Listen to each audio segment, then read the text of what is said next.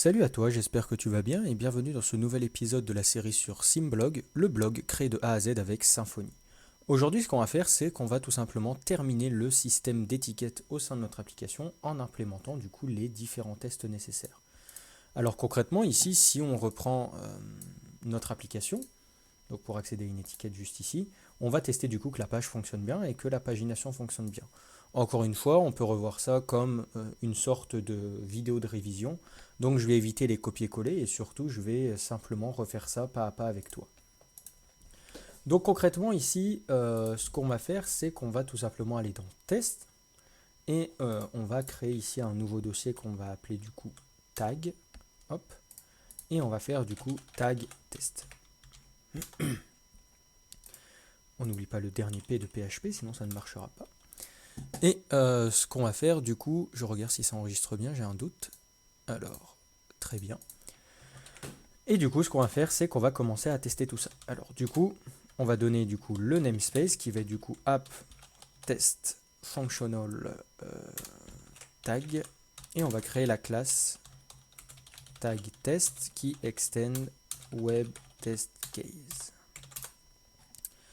Une fois qu'on a fait ça, du coup, ce qui va se passer, c'est qu'on va déjà vouloir tester du coup si une des pages de tag fonctionne bien. Du coup, on va mettre ici en place public function. Alors, si j'apprends à écrire correctement, ce sera mieux. Public function test page works. Hop. Et ça va être du void. Du coup, la première chose à faire, ça va être de créer un client. Donc avec un static create client. Une fois qu'on a fait ça, on va importer l'URL generator interface. Pour ça, on va récupérer le client, on va récupérer le container et on va simplement récupérer le service qui nous intéresse ici qui s'appelle du coup router. Une fois qu'on a fait ça, on va tout simplement dire que cette variable c'est tout simplement l'URL generator interface et on va du coup l'importer. Une fois qu'on a fait ça, on va faire pareil du coup avec l'entity manager. Du coup l'entity manager, on va appeler le client, on va faire un get container et ici on va faire un get de doctrine. Non, c'est doctrine.orm et pas orm.doctrine. Doctrine.orm.entity underscore manager.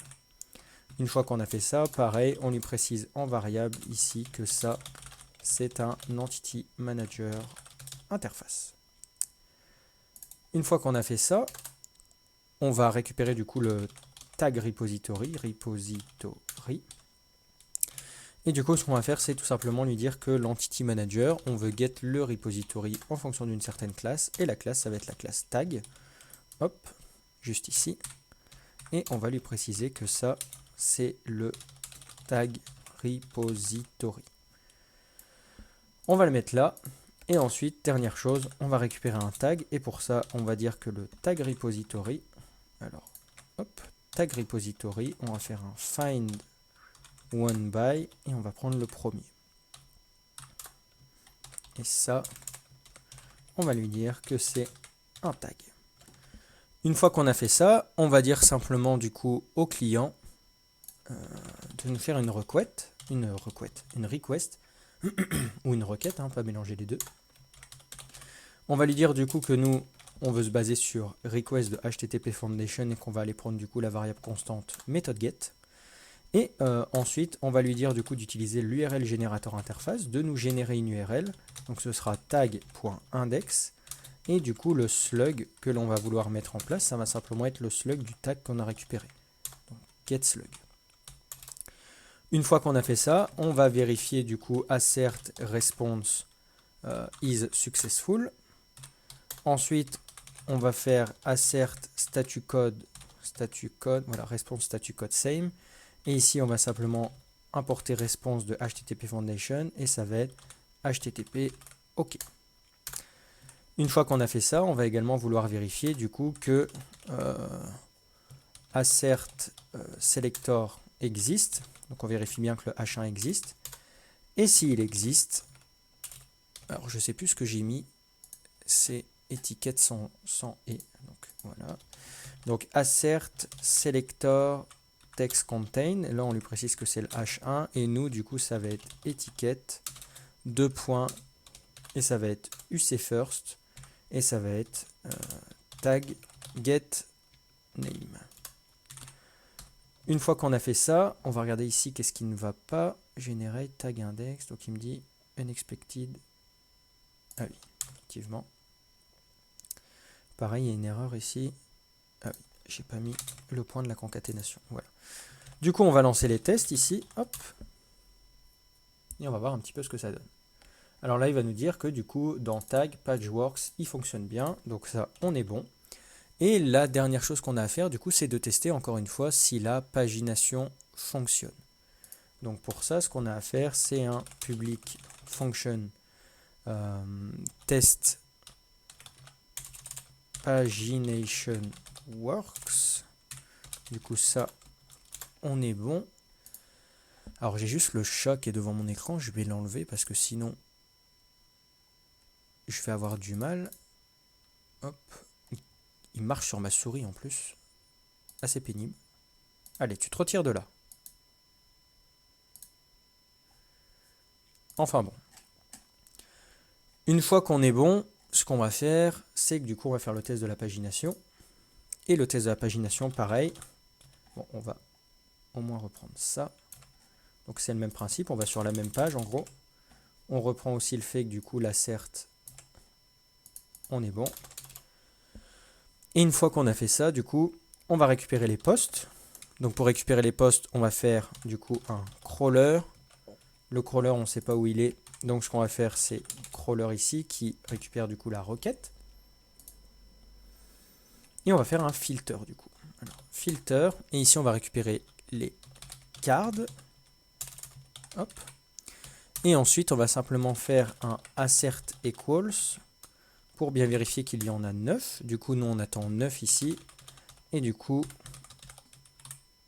on veut qu'il prenne la longueur du tableau post.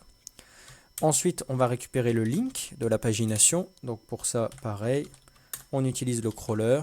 On va faire un select link qui a pour texte 2. Et ensuite, on va simplement extract le href et on va prendre ce qui se trouve à l'index 0, qui est l'URI. Une fois qu'on a fait ça, on va tout simplement faire une nouvelle request, donc crawler, client, request.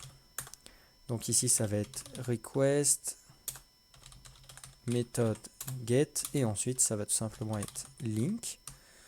Une fois qu'on a fait ça, on va tout simplement ici vérifier que l'assert est successful et surtout que le statut code est bien 200. Et une fois qu'on a fait ça, on peut refaire la même chose ici, sauf qu'ici ça va être un assert greater than or equal et on en attend au moins un pour voir si la pagination fonctionne bien.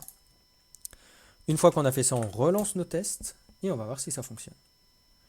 Et là, il nous dit que pagination fonctionne bien au sein de tag. Donc voilà, j'espère que cette vidéo t'a plu. N'hésite pas à liker, n'hésite pas à partager.